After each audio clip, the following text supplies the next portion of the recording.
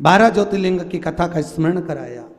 भगवान शिव ने अपनी जटा से बेलपत्र को उठाकर अपने हाथ में लिया है और भगवान शंकर स्वयं बेलपत्र को हाथ में रखकर 12 ज्योतिर्लिंग की कथा को श्रवण कर रहे हैं।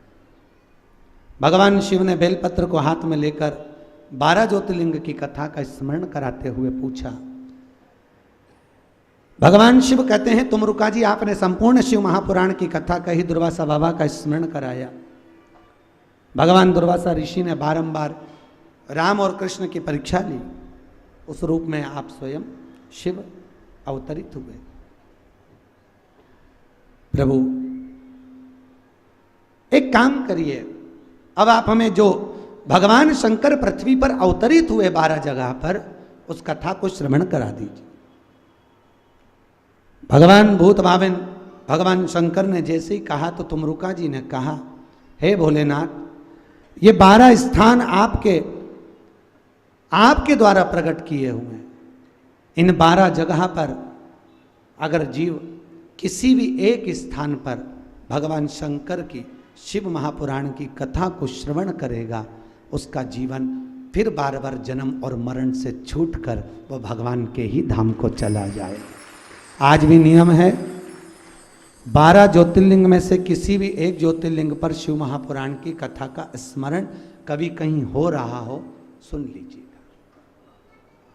जीवन में कभी मौका नहीं।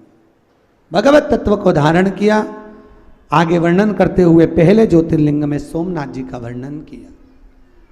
सोमेश्वर महादेव भगवान दक्ष प्रजापति ने अपनी 27 कन्या चंद्रदेव को भी आई। कितनी कन्या? 27। पर चंद्रदेव एक रोहिणी नाम की कन्या थी, उसको बहुत प्रेम करते थे। रोहिणी नाम की कन्या को अधिक स्नेह करते, बाकी की कन्याओं को देखते तक नहीं। सारी कन्या मिलकर अपने पिताजी के पास में जाकर कहती हैं, पिताजी तुम्हारा जमाई केवल एक बेटी को चाहता है, बाकी का किसी को नहीं। चंद्रदेव को बुलाकर दक्ष प्रजापति ने समझाया, नहीं माने। फिर समझाया, फिर भी नहीं माने। बार बार समझाने पर चंद्र ना समझे, क्योंकि अहंकार में फूले हुए थे। किसी को काया का, किसी को सत्ता का, किसी को माया का, धन का, वैभव का अभिमान रहता है। और ध्यान देना, कुर्सी पर हो तो लोग तुम्हें पूछ रहे हैं, कुर्सी से नीचे हुए तो कोई किसी को नहीं पूछता। कुर्सी पर बैठने पर इसका मान छोड़ दो कि मैं इस पद पर हूं, मैं इस जगह पर हूं, मैं इस स्थान पर हूं, उसका कोई तात्विक सुख नहीं। उसका कोई तात्विक सुख नहीं। आमदार की कुर्सी पर, खासदार की कुर्सी पर, विधायक की कुर्सी पर, सांसद की कुर्सी पर, आदि की जितनी कुर्सियां हुई हैं, जितने पद हुए हैं, चाहे सीएम पीएम जितने भी पद होते हैं, अध्यक्ष उपाध्यक्ष आदि जितने भी पद होते हैं, उन पद पर जो बैठा है उस कुर्सी की महत्वता है। जब वो उतर जाता है तब उसको कोई नहीं पूछता। इसलिए शास्त्र कह रहा है, शिव महापुराण कहती है, अपने पद पर रहो तो अभिमान से विमुख होकर सत्कर्म करते रहो। कुछ काम ऐसा कर कर जाओ कि जिंदगी भर लोग याद रखें कि ये कार्य अन्नपूर्णा क्षेत्र महेश्वरी महिला मंडल ने करा है। लोग याद रखें, अपनी कुर्सी पर रहकर उस कुर्सी का सदुपयोग करिए, अभिमत्ता में नहीं, अहंकार में नहीं। अहंकार रखकर अगर हम कोई कर्म करेंगे तो लोग बाद में कहें, हाँ होता रहता, उतरेगा, दूसरा बन जाएगा, फिर उतरेगा, तीसरा बन जाएगा, कौन गिन रहा है? पर पद की प्रतिष्ठा को बनाइए। शंकर सबसे ऊंची कुर्सी पर बैठते हैं, देवों का भी देव, महादेव की कुर्सी है। उसके बाद भी कभी शंकर ने किसी से आशा नहीं रखी कि मुझे प्रणाम किया जाए। ससुर ने श्राप दिया, तू शमशान में रहेगा। बाबा भोलेनाथ खूब नाचे कि मेरा ससुर ने मेरा भला सोचा। क्या सोचा? भला। मेरा प्लाट शमशान में दिलाया जहां कोई कब्जा ही नहीं करेगा। कितने प्रसन्न थे। कहे दुनिया। लोग उसको गंजेड़ी कहते हैं, लोग उसको भंगेड़ी कहते हैं, लोग चिलम पीते हुए फोटो बना देते हैं, लोग कुछ भी कहें, पर बाबा भोलेनाथ जी कहते हैं तुम्हारी मर्जी पड़े जो कहो, मेरे कोई फर्क नहीं पड़े। चंद्रदेव को समझाया, नहीं माने। दक्ष प्रजापति ने श्राप दे दिया, चंद्रदेव तुझे इस काया का अभिमान है, मैं तुझे श्राप देता हूं, तेरी काया क्षणित होगी, गल गल के गिरेगी। काया का रोग हो गया, नेत्रों से जल बह रहा। पहले फूल लिया, खूब फूला, खूब अभिमान रहा, खूब अभिमत्ता में फूला, और व्यक्ति जब अभिमान से नीचे गिरता है तब मालूम पड़ता है। चंद्रदेव आंख में आंसू भरकर देवर्षि नारद के पास गए। नारद जी, मेरे ससुर ने मुझे श्राप दिया है, आप कुछ कहो, आप कुछ बताइए, आप कुछ करुणा करिए।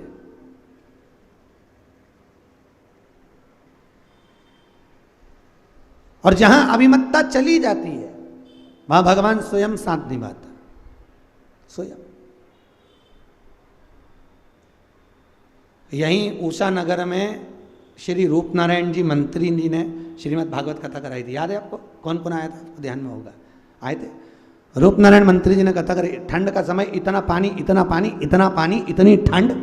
स्वयं 1008 श्री विष्णु प्रपन्नाचार्य जी महाराज जी उस कथा में जब पधारे तो उन्होंने भी कहा कि पूरी परीक्षा रूप नारायण जी आपकी भगवान ले रहा है, और तो भी परीक्षा जब ले रहा है आप उस परीक्षा में पास होते चले जा रहे हैं। कहीं अभिमत्ता थी नहीं, इसलिए कथा का तात्विक रस बढ़ता गया। एक बात बताएं, अन्नपूर्णा क्षेत्र महेश्वरी महिला मंडल, आपकी कथा में भी कहीं दिखावा नहीं था, इसलिए कथा का रस बढ़ते चले गया। जिस जगह पर दिखावा होता है वहां पर रस नहीं आता। और पहली कथा है जहां पर हमने एक हमारा फॉर्म नहीं भेजा, पहली कथा है, वो हेड़ा भाभी के कारण। नहीं तो हर कथा में एक हमारा फॉर्म आता है, उस फॉर्म में लिखा रहता है बीच कथा में कोई नहीं आएगा, आएगा तो हम व्यासपीठ से उतर जाएंगे। ये हमारा नियम है, उस फॉर्म को भरवाते हैं हम पहले, ये हमारा नियम है। फिर प्रसादी में कोई आखिरी तक भी बचा है तो भी उसको कण का प्रसाद देना, पर देना जरूर, ये हमारा नियम है। कोई भूल से भी अगर बाद में भी आया है तो भी उसको प्रसाद दो, ये हमारा नियम। तीसरा हमारे नियम बता रहे हैं हम, जो फॉर्म भरवाते हैं उसका, कोई भी कथा में आया है उसको अगर शरीर में कष्ट है उसकी कुर्सी की व्यवस्था आपको करना है। उससे जमीन पर व्यक्ति बन जाए ठीक है, नहीं तो आपको उठना पड़ेगा और उसकी व्यवस्था, उसको कुर्सी देना पड़ेगी। क्यों? क्योंकि बेचारा इतनी दूर से आया है, उसके शरीर में कष्ट होगा, वो ठीक नहीं लगेगा। कोई अतिथि कथा में आ रहा है, कोई आमदार, कोई खासदार, कोई विधायक, कोई सांसद, कोई कथा में आए, कथा के पहले बुलवाओ या बाद में बुलवाओ। क्यों? उसका हम भी सम्मान करें, उससे हम भी मिलें तो हमको भी अच्छा लगेगा। हम उससे बात ही नहीं कर पाए, फिर कथा में लग जाए तो उसको लगेगा बताओ महाराज को कितना अहंकार कि हमसे बात नहीं करी। भगवत तत्व को धारण। तीसरा, भरी सभा में अगर कोई बधाई बट रही है तो वो 4 लोगों को ना दी जाए, अगर देना है पूरी सभा में सबको दीजिए, नहीं तो अपने रिश्तेदारों को घर पे दीजिए, पर भरे पंडाल में कोई बधाई ना बटे। एक को मिली और दूसरे को नहीं मिली, दूसरे को नहीं मिली, जिसने दी और जिसको मिल गई वो तो खुश हो गया, पर जिसको नहीं मिली उसका दिल उदास हो गया, उसको नहीं मिली। इसलिए बधाई बटे सबको दो, नहीं तो मत दो, ये नियम होना चाहिए। हम लोग केवल हेड़ा भाभी के कारण हमने फॉर्म नहीं भरवाया, नहीं तो जबरकोटा परिवार, चाहे अपना पैलेस वाले मुन्ना राठौर, चाहे गोलू अग्निहोत्री, आदि कादिक जितनी कथा, हमारे उषा वाले रूपनारायण जी मंत्री, आदि कादिक जितने भी कथा लिए हम सब दूर फॉर्म भरवा लेते हैं कि ये नियम हमको चाहिए, तो कथा का रस हो, समान भाव रखो, सम भाव रखो। क्यों? शंकर शमशान में रहता है। शमशान का मतलब है जिस सबकी शान सम, उसी का नाम सम। अमीर भी जाए तो बांस पर, गरीब भी जाए तो बांस पर, अमीर भी जाए तो सफेद कपड़े में, और गरीब भी जाए तो सफेद कपड़े में, जहां सबकी शान सम है उसी का नाम शमशान है। उस शमशान में कोई अमीर भी डनलप के गद्दे पर नहीं जाता, जाता है क्या? सब बांस के टुकड़े पर जाते हैं। तो फिर क्यों अभिमान, क्यों अभिमतता? सब बराबर। पुराण चाहे शिव पुराण हो चाहे भागवत पुराण हो, कभी किसी पुराण का शुल्क नहीं निश्चित करा। आप लोगों ने जो दिया वो लिया। कल से ये ना कहिए कि मिश्रा जी ने इतना लिया। ये अपने जीवन की 998 नंबर की कथा कर रहा हूं, और 998 कथा में कोई नहीं कह सकता कि मिश्रा जी ने कुछ लिया। और शिव महापुराण का नियम है 2 साल गौशाला को बनाने में केवल 4-6 महीने 8 महीने की और देरी है, बस उस माँ के लिए मांगा है। और आप लोगों का प्रेम इतना, कई लोग कहते हैं महाराज इतना सोना क्यों पहन के बैठते हो? और महाराज तो बैठते नहीं। हमने कहा तुमने दिया हम पहनेंगे, तुम्हारे पास भी है, पर तुमने लाकर में धर दिया, बाद में बहू को दे दोगे, बेटों को दे दोगे, और मर के चले जाओगे, पहनोगे कब? बस अंतर इतना है, हमको दिया इसलिए हमने पहना। आपके पास भी है, और दुनिया में ऐसा कोई कथाकार नहीं जिसके पास सोना चांदी नहीं हो, खूब है पर नहीं पहनता, फिर भी गरीबड़ा बन करके हमारे पास तो कुछ नहीं, आप तो दो, तो खूब दिया। और आपका आशीर्वाद इतना है जीजियों, आपको बहन कहता हूं, आपका इतना आशीर्वाद है, इतना आशीर्वाद है, बाबा की इतनी कृपा है कि 2019 के जुलाई तक कथाएं खूब है, उसकी कृपा। ये आपका आशीर्वाद है, ये आपका प्रेम है, धन नहीं, आशीर्वाद फलता है। इसलिए आपको कह रहे हैं, माता पिता भले किसी को भी साड़ी दें, माता पिता किसी को दौलत दें, संपदा दें, हमको नहीं चाहिए। आप क्या कहोगे? आपका आशीर्वाद दो। जिनको संपदा मिली उनके बेटों ने संपदा डब्बे में गंवा दी, शेयर मार्केट में, और वो भीख मांग रहे हैं। और जिनको आशीर्वाद मिला बूढ़े माँ बाप का, उनके लड़के 2 रोटी कमाकर घर में चकाचक रह रहे हैं। इसलिए निवेदन है, आशीर्वाद लेना धन नहीं, दौलत नहीं, उसका कोई तात्विक अंश नहीं, उसका कोई तात्विक सुख नहीं। शास्त्र कह रहा है, चंद्रदेव को अभिमान आया, क्षय रोग हो गया, शरीर गल गया, गिर गया, गुरु जी ने कृपा कर दी। देवऋषि नारद ने कहा तुम्हारी आकृति का शिवलिंग बनाओ, उसकी आराधना करिए, पूजन करिए।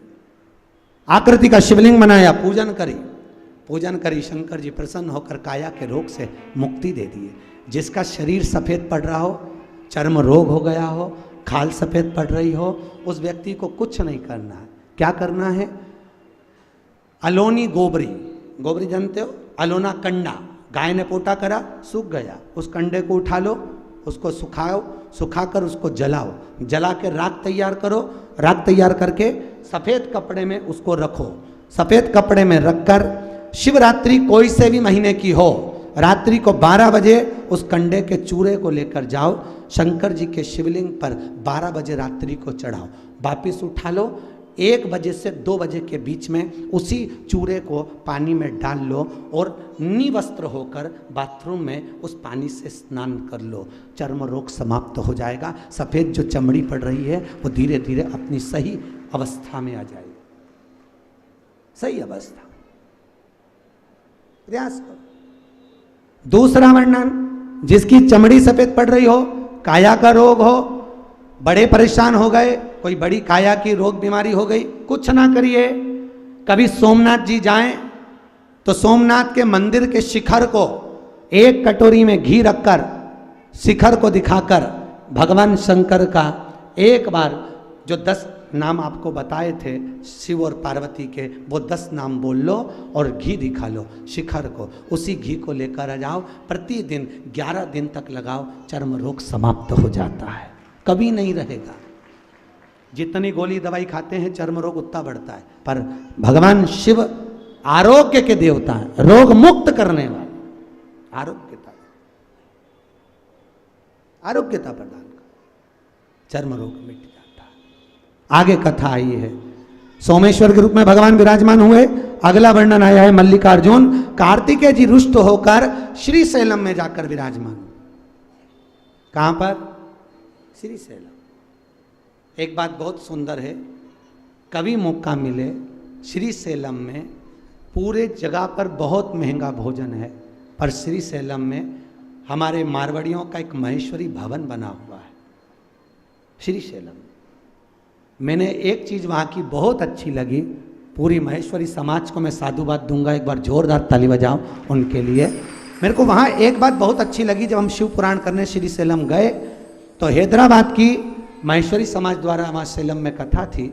वहाँ हमने देखा कि प्रतिदिन वहाँ पर भोजन बनता है और भोजन बनकर वो भोजन बड़े बड़े कड़ाव में बनकर पूरे श्रीशैलम में जहाँ गरीब लोग बैठे होते हैं, जिनको भोजन की ज़रूरत होती है, रेलवे स्टेशन पर, बस स्टैंड पर कोई यात्री जा रहा है, उसको भोजन नहीं मिला, वहाँ महेश्वरी समाज उनको भोजन देती है। ये कितनी बड़ी बात होगी, सोचो आप, ये बड़ी प्रसन्नता की बात है। अच्छा सुख की अनुभूति। कई लोग कहते हैं महाराज कली काल में यज्ञ का विधान क्या है? शिव महापुराण कहती है कली काल में यज्ञ का विधान है, हजारों लाखों रुपए की सांकल्य छोड़कर अग्नि को प्रकट कर लिया, लाखों रुपए यज्ञशाला में लगा दिए, वो यज्ञ करना श्रेष्ठ नहीं है। कली काल में यज्ञ की प्रामाणिकता है अपनी कमाई का एक अंश निकालकर किसी भूखे को भोजन करा दो, यज्ञ हो गया, यज्ञ हो गया। किसी भूखे को भोजन कराना यज्ञ हो गया, वो यज्ञ का प्रधान, वो यज्ञ की आनंदता है, वो यज्ञ की श्रेष्ठता है। भूखा भोजन कर ले वो आनंद।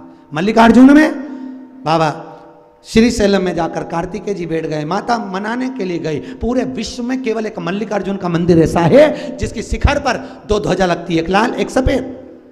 लाल ध्वजा पूर्णिमा के दिन हवा में उड़ती है और सफेद ध्वजा अमावस्या के दिन हवा में उड़ती है। कितनी भी हवा चल जाए, आंधी चल जाए, पर ध्वजा नहीं उड़ती। उड़ेगी तो पूर्णिमा पे और उड़ेगी तो अमावस्या पर। आप अपनी छत पे ध्वजा लगा दो, उड़ेगी कि नहीं उड़ेगी? मंदिर का शिखर इतना ऊंचा है श्रीशैलम का, पर ध्वजा नहीं उड़ती पूर्णिमा पे, क्योंकि शंकर जी बेटे से मिलने आते हैं। अमावस्या पर माता पार्वती आती है, हवा में उड़ती है। श्रीशैलम में भगवान मल्लिकार्जुन के रूप में विराजमान हुए। अगला वर्णन है महाकाल। दूषण नाम के राक्षस ने ब्राह्मण के बच्चों को पकड़कर निचोड़कर उनका रक्त पिया, तो भगवान को स्वयं भगवान शंकर की बहन, क्या नाम था शिव जी की बहन का नाम क्या है? छी प्रिया। नाम बोलो, छी प्रिया, जिसका लोगों ने अभ्यांग कर कर छिपरा कर दिया। क्या नाम है उसका?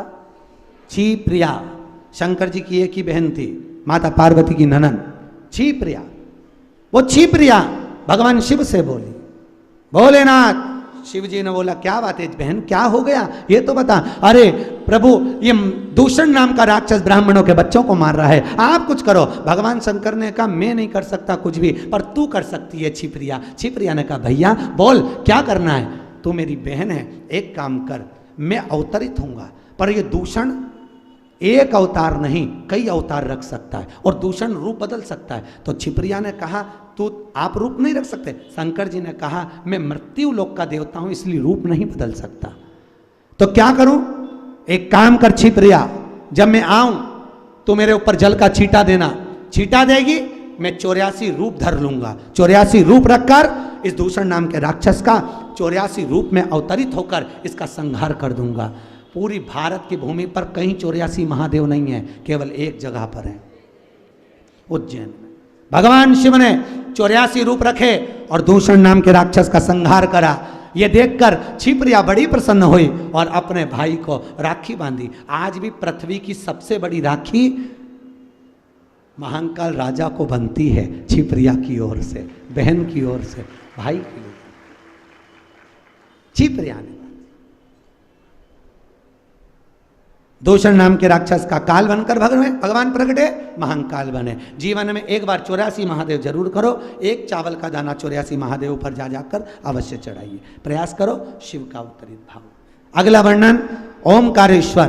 बिंद नामक पर्वत ने तप करा, भगवान शिव को राजी करा। तब भगवान शंकर उस जगह पर आ नहीं रहे थे, तो बिंद नामक पर्वत ने भगवान शंकर की पसीने द्वारा निर्मित बेटी को वहां बुलाया। क्या नाम है?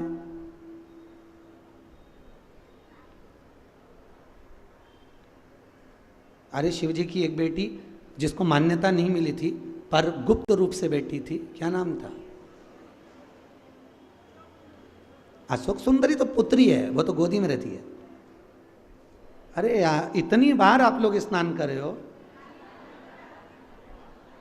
नर्मदा,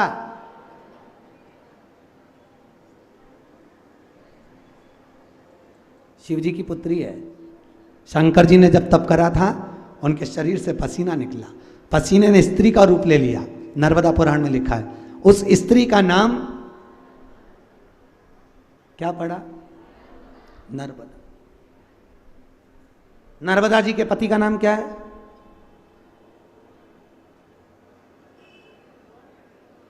है? कुंवारी है। अगर नर्मदा कुंवारी होती तो उसमें पुरुष नहा सकता था? बोलिए जल्दी। अगर नर्मदा कुंवारी होती, हमारे यहाँ तो बेटी बड़ी हो जाती है तो माँ उस बेटी को अलग सुलाती है, बाप के साथ नहीं सुलाती। तो क्या नर्मदा कुंवारी रहती तो कोई पुरुष उसमें स्नान कर सकता था? नहीं। नर्मदा कुंवारी रहती तो पुरुष नहीं नहाता। नर्मदा जी का विवाह राजा पुरुकुस के साथ हुआ था। नर्मदा जी के पति का नाम है राजा पुरुकुस। क्या नाम है? राजा पुरुकुस। नर्मदा जहां से निकली अमरकंटक से, वहां से 5 गांव तक नर्मदा कुंवारी है। उसके बाद नर्मदा जी का विवाह राजा पुरुकुस के साथ हो गया। राजा पुरुकुस। अब भगवान शिव की पुत्री नर्मदा जी को बुलाया है विंध्य पर्वत में, वहां बैठकर तप किया। शिव जी वहां पर आ गए और ओमकारेश्वर के रूप में बाबा भोलेनाथ वहां विराजमान हो गए। ओमकारेश्वर भगवान की। अगला वर्णन आया श्री केदारनाथ। आपको तो 2 कथा तो बताई दी। शिव जी का सिर कटा था, यहाँ केदारेश्वर के रूप में रहे। एक कथा बताई थी बद्रीनाथ छोड़कर भगवान केदार में आए। तीसरी कथा नर नारायण पर्वत ने तप करा, शिव जी उनके उद्धार के लिए वहां पर विराजमान हुए, केदारेश्वर के रूप में बैठे। केदारनाथ भगवान की। अगला वर्णन आया भीमाशंकर। कुंभकर्ण की धर्म पत्नी करकटी का पुत्र भीम। क्या नाम था? भीम। जिस भीम ने ब्राह्मण आदिकों के यज्ञ नष्ट करे, शिव जी ने आकर भीम का संहार करा। शिव जी का नाम भीमा शंकर हो। अगला वर्णन आया है काशी विश्वनाथ। पूरी पृथ्वी पर 2 ज्योतिर्लिंग ऐसे हैं जिसको स्वयं देवताओं ने बनाया। एक रामेश्वर का राम जी ने बनाया, एक काशी का शनि महाराज ने बनाया। किसने बनाया? शनि महाराज। जिसको शनि लग जाए, ढैया लग जाए, 7.5 लग जाए, बहुत परेशान हो, कहीं जाने की जरूरत नहीं है। एक काजल की डिब्बी हाथ में लो, काशी विश्वनाथ का नाम लो और काजल की डिब्बी को एकांत में जाकर खड्डे में दबा दो, शनि उससे दूर रहेगा। दुनिया के लोगों को शनि लगता है, शनि को शंकर लगता है। शनि को शंकर लग जाए। जब शनि सब दूर से हार गया तब माता पार्वती के पास गया, मां मेरे को लोग अब शब्द कह रहे हैं, मां बचा ले। माता पार्वती ने कहा काशी में जाकर गंगा के तट पर शंकर जी का शिवलिंग का निर्माण कर कर तू पूजन करेगा तो शनि तेरे प्राण बच जाएंगे। शनि के प्राणों को शिव ने बचाया है। तो आज भी काशी विश्वनाथ का दर्शन करने जाओ तो वहां गंगा जी में अगर काजल की डिब्बी को बहा दिया जाता है तो व्यक्ति के शरीर के पूरे रोग समाप्त हो जाते हैं। काजल की डिब्बी मात्र गंगा में बहाने पर। कहाँ? काशी में, हरिद्वार में नहीं, ना इलाहाबाद में, काशी में। काशी विश्व। अगला वर्णन आया है काशी विश्वनाथ। मनु शत्रुपा ने तप कर कर भगवान शिव का आनंद सुख पाया।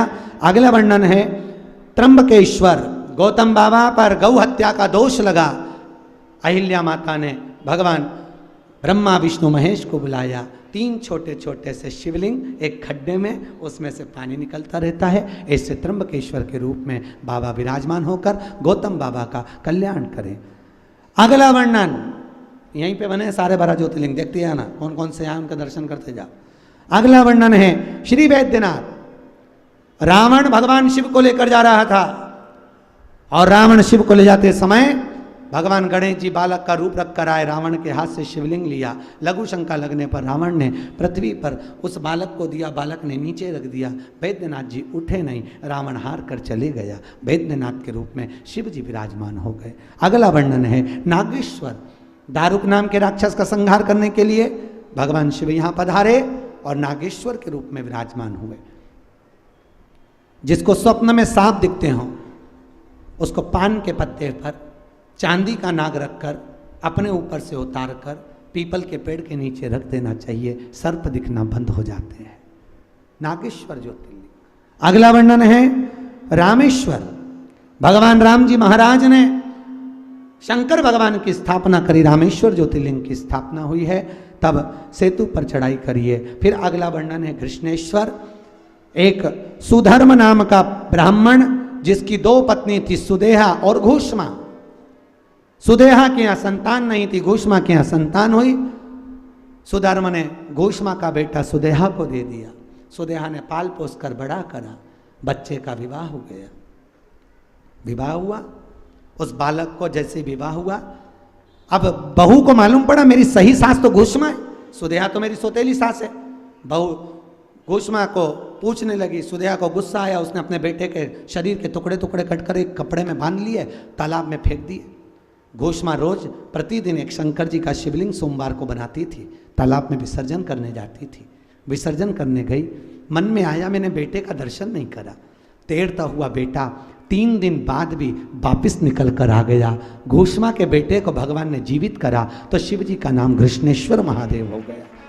ये 12 ज्योतिर्लिंग की कथा श्रवण कर कर भगवान शिव अपनी धर्मपत्नी माता पार्वती के साथ शिव महापुराण की पोथी पर बेलपत्र समर्पित करते हैं।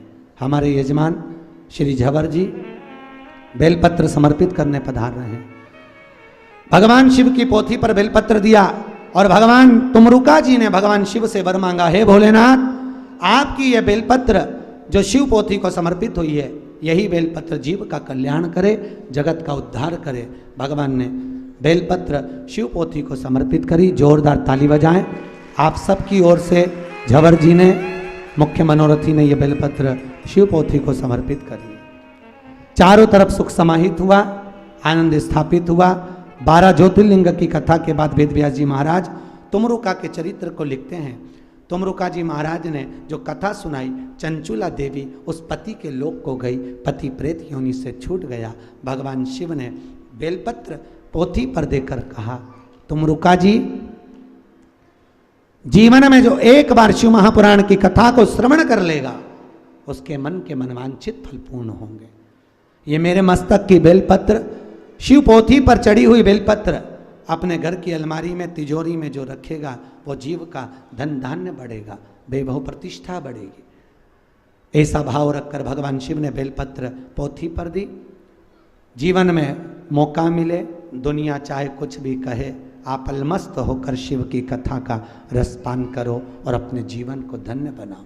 मौका मिले एक बार शिव महापुराण 12 ज्योतिर्लिंग में से किसी ज्योतिर्लिंग पर अवश्य सुने। हम भी प्रयास कर रहे हैं कि एक शिव पुराण अभिमुक्त नगरी काशी में हो, प्रयास कर रहे हैं, आप सबको सूचना देंगे।